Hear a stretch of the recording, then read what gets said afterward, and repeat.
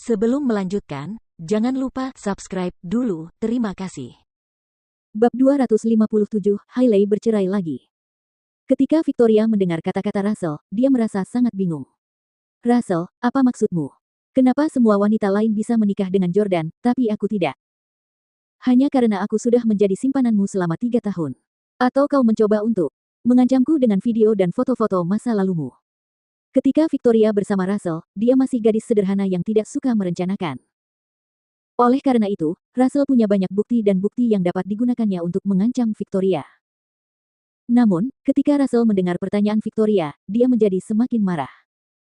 Victoria, aku teman baik ayahmu. Aku dianggap sebagai keluargamu. Tidakkah kau menganggapku sebagai orang yang tidak tahu malu, oke? Bahkan, Victoria juga merasa bahwa Russell tidak seharusnya menjadi penjahat yang begitu hina.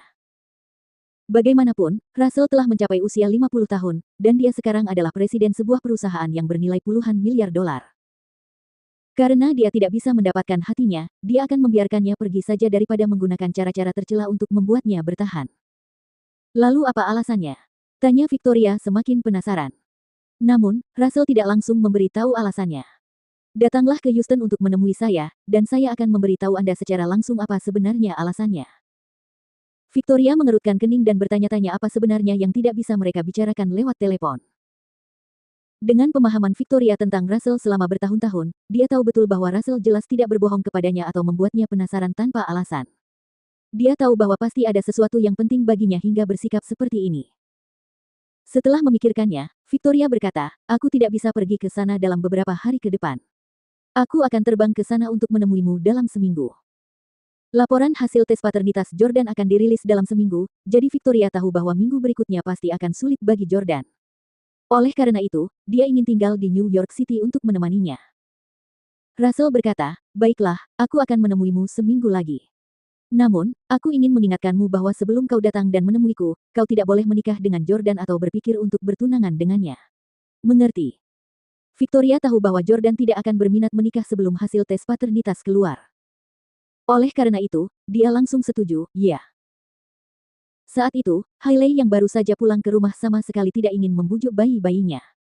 Ia malah terus meneguk air tanpa henti.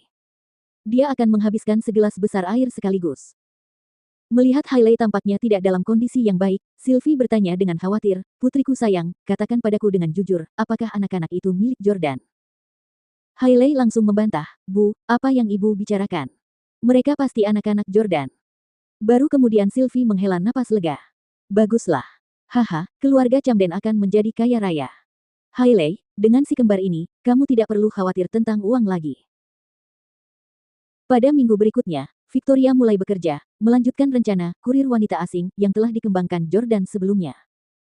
Jordan juga membangun gedung perkantoran J Corporation di New York City. Tim desain arsitektur papan atas dunia merancang keseluruhan struktur gedung. Gedung tersebut ditetapkan sebagai gedung yang paling dominan dan spektakuler di dunia. Namun, meskipun Jordan memiliki banyak hal yang harus dilakukan sejak ia menjabat sebagai presiden J Corporation, ia tidak dapat berkonsentrasi pada pekerjaannya. Dia hanya bekerja sehari dan menyerah karena otaknya dipenuhi pikiran tentang laporan itu. Dia hanya tinggal di rumah untuk membaca.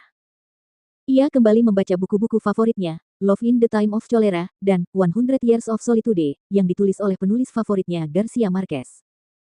Dia mulai menonton film lagi. Dia memilih semua film menegangkan yang sulit dipahami. Contohnya adalah Inception, The Cat and Mouse Game, The Night the Comet Came, dan seterusnya.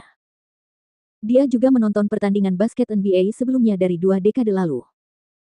Michael Jordan menghadapi Lakers di final dan melakukan gerakan perpindahan tangan yang fantastis di udara. Charles Barkley dan Shaquille O'Neal bertarung sampai titik darah penghabisan. Kobe muda memasuki pertandingan All-Star pertamanya dan berkata kepada Karl Malone, minggirlah dari hadapanku, aku ingin berhadapan 1 lawan 1 dengan Jordan. Dia menonton serial drama yang disukai Hailey. Ia mempelajari bidang favorit Elon Musk, luar angkasa, dan bahkan terlibat dalam panggilan video dengan Elon Musk, yang berlangsung seharian penuh, hanya untuk membahas kelayakan migrasi ke Mars. Akhirnya, tibalah hari ke-7. Dia menyiapkan segalanya pagi-pagi dan pergi mengetuk pintu rumah Chaiden dan Hailey. Siapa yang datang pagi-pagi begini? Chaiden secara pribadi membukakan pintu untuk Jordan. Jordan berkata, hasil tes paternitas sudah keluar. Aku akan membawa Hailey bersamaku untuk mengambil laporannya. Chaiden tersenyum sinis dan berkata, begitukah? Aku juga bebas. Aku bisa bergabung dengan kalian. Yang mengejutkannya, Hailey tiba-tiba menyela dari dalam, Chaiden, siapa kamu berani pergi? Kakekmu sudah membuatku menceraikanmu. Aku bukan lagi istrimu. Sejak terakhir kali Jordan membuat kegaduhan di acara baby shower, Arthur sudah tahu bahwa si kembar bukanlah anak Chaiden. Saat itu, Arthur memerintahkan Chaiden untuk segera menceraikan Hailey. Keduanya belum melalui prosedur perceraian, tetapi perceraian sudah dikonfirmasi. Chaiden sebenarnya tidak mencintai Hailey sama sekali, terlebih lagi, Hailey ingin kembali bersama Jordan sekarang.